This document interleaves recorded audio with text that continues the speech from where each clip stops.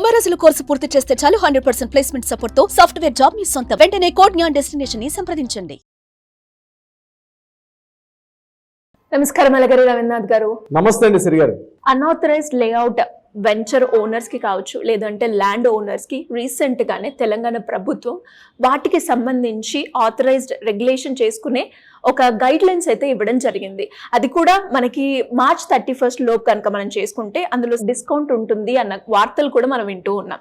దీనికి సంబంధించిన డీటెయిల్స్ ఏంటి సార్? సంబరాలు మొదలైనవి రాష్ట్ర వ్యాప్తంగా. అంటే అక్రమ లేఅవుట్లన్నింటినీ కూడా సక్రమమైన లేఅవుట్లుగా మార్చడం కోసం చెప్పి రాష్ట్ర ప్రభుత్వం ఇటీవల ఒక కొత్తగా ఉత్తర్వులు కూడా జారీ చేశారు. 2025 March 31 ఎవరైతే అప్లై చేసుకుంటారో వాళ్ళ యొక్క ప్లాట్లను కావచ్చు, లేదా అక్రమంగా ఉన్నటువంటి లేఅవుట్లను కూడా కావచ్చు, సక్రమంగా మార్చేస్తాం, అంటే ల్యాండ్ రెగ్యులేషన్ తీసుకొస్తాం. అంటే ఎవరైతే ఇంతకు ముందు వేసుకున్న 2020 ఆగస్టు 26 తారీఖులోగా అప్లై చేసుకున్న వాళ్ళు కావచ్చు, లేదా కొత్తగా అభ్యర్థులు నమోదు చేసుకున్న వాళ్ళు కావచ్చు, వీళ్ళందరికీ కూడా మేము ల్యాండ్ రెగ్యులేషన్స్కి మీరు పెనాల్టీ కట్టేసేయండి, ఫైన్ కట్టేసేయండి, మళ్ళా మీ ప్లాట్లను మేము రెగ్యులేట్ చేసిస్తున్నాం అని చెప్తూ రాష్ట్ర ప్రభుత్వం ఇటీవల ఒక జీవో ఉత్తర్వులు చేయడం జరిగింది. దీని మీద ఒక 2,000 కోట్ల రూపాయల టార్గెట్ పెట్టి రాష్ట్ర ప్రభుత్వం ఇక ముందు కదులుతోంది. అంటే ఇక్కడ సూటిగా ఒక ప్రశ్న వేస్తాను, రాష్ట్ర ప్రభుత్వానికి సూటిగా ఒక ప్రశ్న వేస్తున్నాను. అంటే ఇప్పటి వరకు అక్రమంగా చెప్పినటువంటి లేఅవుట్లని జస్ట్ పెనాల్టీ విధించేస్తే సక్రమం అయిపోతుందా? ఇది సూటిగా వేసిన ప్రశ్న. మీ యొక్క ఖజానా నింపుకోవడం కోసం చెప్పి మీరు వేసినటువంటి ఏదైతే ఈ ఉత్తర్వులు సరే కన్ఫర్మేషన్ తర్వాత విషయాలు తెలుస్తుంది, అది కన్ఫర్మా కాదంది. రాష్ట్ర ప్రభుత్వం అయితే ఒక అథెంటికేషన్ చేసేసి ల్యాండ్ రెగ్యులేషన్ అయిపోయింది, సో మీ ల్యాండ్ రెగ్యులేషన్ అయిపోయింది కాబట్టి ఇమీడియట్గా రిజిస్ట్రేషన్ చేసేసుకోండి, మ్యూటేషన్ చేసేసుకోండి, దట్ ఈస్ యువర్ ఇంకా క్లియర్. అంటే ఇంతకుముందు పంచాయతీ లేఅవుట్లు వేసినటువంటి ప్లాట్లలో ఏదైతే ఉందో 15 ఫీట్ రోడ్డు, 20 ఫీట్ రోడ్డు, ఇటువంటి ప్లాట్లు వేసినటువంటి ఎక్కడైతే ఉన్నాయో అవన్నీ కూడా ఇప్పుడు క్లియర్ అయిపోతుంది. దీన్ని 2 భాగాలుగా విభజించారు. ఒకటి, లేఅవుట్ మొత్తం అక్రమం అయితే వారికి ఒక గైడ్ లైన్స్ ఇవ్వడం జరిగింది, ఇండివిజువల్ గా చేసే వాళ్ళకి ఒక గైడ్ లైన్స్ ఇవ్వడం జరిగింది. టోటల్ ఎంటైర్ లేఅవుట్ మొత్తం కూడా ఆ చేసిన లేఅవుట్లు ఏం చేశారంటే 2020 ఆగస్టు 26 తారీఖులోగా ప్లాట్ల మొత్తం అంటే టోటల్ లేఅవుట్ సైజులో 10% ఆఫ్ ప్లాట్స్ ని ఎవరైతే రిజిస్ట్రేషన్ చేసి ఉంటారో మిగిలిన 90% ఆఫ్ ప్లాట్స్ ని ఈ రోజు మేము రిజిస్ట్రేషన్ చేసి అంటే ఎల్ఆర్ఎస్ చేసుకుని సిద్ధంగా ఉన్నాం. ఇది టోటల్ గా ఎంటైర్ లేఅవుట్ ఉన్న వాళ్ళకి.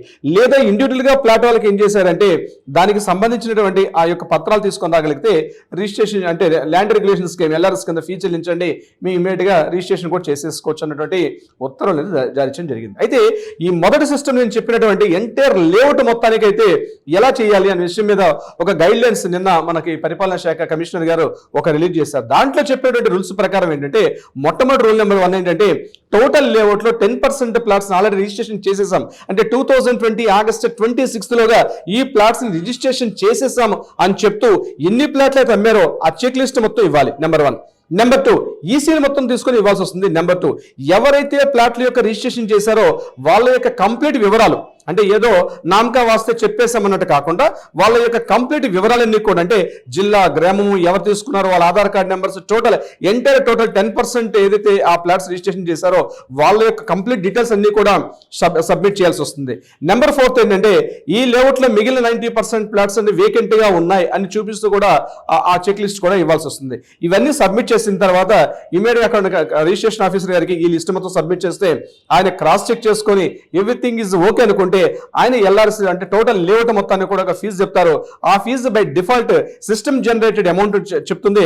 ఆ సిస్టమ్ జనరేట్ చేసిన అమౌంట్ ని మనం పే చేసేస్తే అది ఆటోమేటిక్ గా ఎల్ఆర్ఎస్ సేమ్ డే డిక్లేర్ అయిపోతుంది. అట్ ద సేమ్ డే మిగిలిన ప్లాట్స్ అన్ని కూడా రిజిస్ట్రేషన్ అయ్యేటట్టుగా ప్రభుత్వం అవకాశాన్ని కల్పించి దీనికి సంబంధించిన వివరాలు. అయితే ఈ యొక్క విధి విధానం రూపకల్పన చేసినప్పుడు ప్రధానంగా చెప్పింది ఏంటంటే టోటల్ లేఅవుట్ మొత్తానికి ఇచ్చేటప్పుడు మాత్రం ఖచ్చితంగా అది దగ్గరలో నాలాలు, కుంటలు, చెరువులు, క్యాచ్మెంట్ ఏరియాస్, అంటే కన్జర్వేషన్ జోను, ఇట్లాంటి బయో కన్జర్వేషన్ జోన్ ఇట్లాంటివి ఏది లేదన్నట్టుగా ఒక ప్రూఫ్ అయితే ఇవ్వాల్సి వస్తుంది. దీనికి సంబంధించినటువంటి ఆ యొక్క సంబంధిత డిపార్ట్మెంట్ దగ్గర నుంచి కూడా ఒక ఎన్ఓ సర్టిఫికేట్ కూడా సబ్మిట్ చేయాల్సిన అవసరం అయితే ఉంటుంది ఈ యొక్క టోటల్ లేఅవుట్ సంబంధించి. ఇది నాట్ ఓన్లీ ఈ ఒక్క ఎంటైర్ లేఅవుట్ ఒకటే కాకుండా at the same time individual plot చేసుకున్న వాళ్ళకి కూడా ఇదే సిస్టమ్ ని ప్రొవైడ్ చేయడం కూడా జరిగింది. అయితే ఇక్కడ చెప్పడం ఏంటి, ఇక్కడ కూడా పాత ఏ ప్లాట్లలో తీసుకుంటారో ఆ ప్లాట్ సంబంధించిన వివరాలు, అదేవిధంగా గ్రామము, జిల్లా, మండలము, దానికి సంబంధించిన వివరాలు పూర్తిగా ఇవ్వాల్సి వస్తుంది.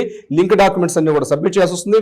At the same time self declaration, ఇక్కడ ఇంకొక మాట నేను చెప్పడం మర్చిపోయాను, టోటల్ ఎంటైర్ లేఅవుట్ లో ఉన్నటువంటి ఏదైతే ఉన్నారో 10% ఆఫ్ ఫ్లాట్స్ రిజిస్ట్రేషన్ అయిపోయి August 26, 2020కి రిజిస్ట్రేషన్స్ అయిపోయిన ఫ్లాట్స్ లో ఎవరైతే కొనుక్కున్నారో వారి యొక్క సెల్ఫ్ డిక్లరేషన్ కూడా జప్తు చేయాల్సిన అవసరం కూడా ఉంటుంది.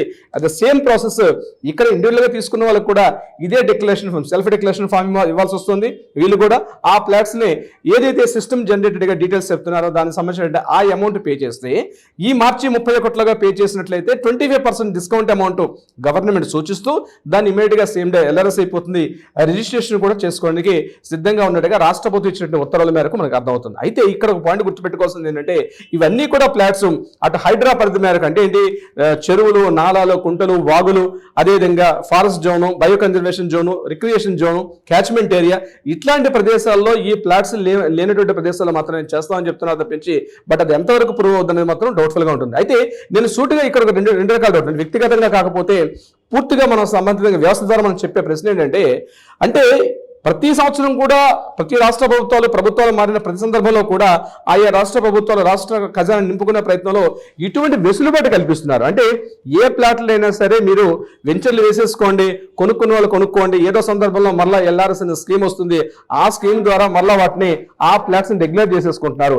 ఇది అలవాటు అయిపోయి, అంటే ఈ యొక్క దుస్థితి కారణం హెచ్ఎండి అమాంతంగా పెరిగిన హెచ్ఎండి ఫీజులు, అమాంతంగా పెరిగిన రెరా చార్జెస్, అమాంతంగా పెరిగిన డిటిసిపి చార్జెస్, అది యూనిఫామిటీ, అంటే మొత్తం ఎంటైర్ స్టేట్ మొత్తం కూడా యూనిఫామిటీ ఒకటే రేట్ ఉండడం. ఎగ్జాంపుల్ చెప్తున్నాను మీకు, నేను చూస్తుంటే ప్రేక్షకులు గుర్తుపెట్టుకోండి, ప్రధానంగా హెచ్ఎండిఎల్ ఇప్పుడు గచ్చిబౌలి, నల్లగండ్ల, గోపన్పల్లి ఈ ప్రాంతాల్లో కూడా హెచ్ఎండి ఉంటే అక్కడ అదే ఛార్జ్ ఉంటుంది. ఎక్కడో సిటీ అవుట్స్కట్స్ లో నేను చెప్పేది కర్తాలు ఆ ప్రాంతంలో తీసుకున్నట్లయితే అక్కడ కూడా అదే ఛార్జెస్ ఉంటాయి, DTC HMD charges. Even DTCP తీసుకుంటే సిటీ దగ్గరగా ఉండి బాగా డెవలప్ అయిన ప్రదేశంలో ఏ ఛార్జెస్ అయితే ఉంటాయో అదే ఛార్జెస్ అవుట్స్కట్స్ డిటిసిపిలో కూడా సేమ్ ఛార్జెస్ ఉంటాయి. దీనివల్ల డెవలప్మెంట్ గ్రోత్ చూసినట్టయితే అక్కడ ఉన్నటువంటి రేటు ఇక్కడ రేట్ చూసినట్టయితే అబ్నార్మల్ చేంజెస్ ఉంటాయి, కానీ గవర్నమెంట్ ఫీజెస్ నార్మల్ గా ఉండడం వల్ల ఈ వ్యత్యాసం వచ్చే అవకాశం ఉంటుంది. తద్వారా ప్రాబ్లం ఏంటంటే ఈ ఫీజెస్ కట్టే బాబా ఈ ఫీజెస్ కట్టలేని చెప్పి వాళ్ళందరూ కూడా డిటిసి పంచాయతీలు వేసుకోవడం, మళ్ళీ ఎల్ఆర్ఎస్ వస్తుంది, ఎల్ఆర్ఎస్ ద్వారా మళ్ళీ ప్లాట్ని రెగ్యులేట్ చేసుకునేటువంటి వెసులుబాటు కూడా ఆయా రాష్ట్ర ప్రభుత్వాలు కల్పిస్తున్నాయి. సో ఈ సిస్టానికి ఎక్కడో దగ్గర మనం ఒక పులి స్టాప్ పెట్టాల్సిన అవసరం అయితే ఉంటుంది. అట్లీస్ట్ ఇప్పటికైనా రాష్ట్ర ప్రభుత్వాలు మేల్కొని దీన్ని ఇక్కడ పులి స్టాప్ పెడితే ఈ ఎల్ఆర్ఎస్ అనేటువంటి ఈ సిస్టమ్ ఏదైతే ఉందో ఒక టైం పెట్టి, ఒక 5 years 10 years 15 years ఒక టైం పెట్టి అక్కడతో ఉన్నటువంటి లేఅవుట్లు మరి ఇంకా ఎల్ఆర్ఎస్ చేయలేమన్నటువంటి బహుశా ఆ పరిస్థితి రాదనుకుంటాం.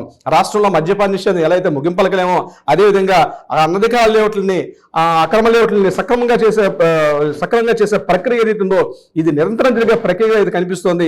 దీనికి ఫుల్ స్టాప్ అయితే ఉండదు. బట్ చూస్తున్న వీక్షకులు నేను చెప్పేది ఒకటే, చూస్తున్న ఎవరైనా పంచాయతీ లేఅవుట్లో మీ ప్లాట్లు ఉంటే ఇమీడియట్ గా ఈ March 31 లోగా సంబంధిత శాఖ దగ్గరికి వెళ్ళి మీ ప్లాట్లని ఎల్ఆర్ఎస్ చేసుకునే అవకాశం ఉంటే మంచిది, చేసుకోండి తొందరగానే.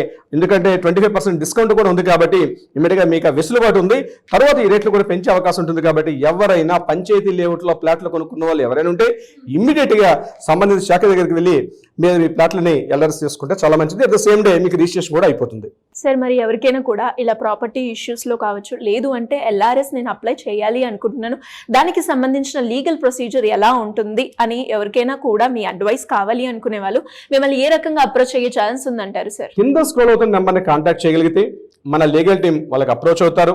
సరైన విధంగా సలహా సంప్రదింపులు అంటే సలహా సహకారాలు కూడా ఇచ్చే ప్రయత్నం చేస్తారు. అంతేకాకుండా మీకు ఏదైనా మీ స్థలం కాస్త న్యాయ వివాదాలు ఉంటే వాటికి కూడా సరైన పరిష్కార మార్గం కూడా చూపించే దిశగా కూడా ప్రయత్నం చేస్తారు. ఏదేమైనప్పుడు కూడా గుర్తుపెట్టుకోండి, ఎల్ఆర్ఎస్ ఒక మంచి ఆప్షన్. దీనికి సంబంధించి ఏదైనా డీటెయిల్స్ కావాలనుకున్నా, వివరాలు కావాలనుకున్నా కింద స్క్రోల్ అవుతున్న నెంబర్ని కాంటాక్ట్ చేయండి. తక్షణమే మా లీగల్ టీం మిమ్మల్ని కాంటాక్ట్లోకి వస్తారు. Thank you sir. Thank you so much. Thank you so much Siri గారు. సుమన్ టీవీలో మీ పర్సనల్ అండ్ బిజినెస్ ప్రమోషన్స్ కోసం కింది నెంబర్కి కాంటాక్ట్ చేయండి.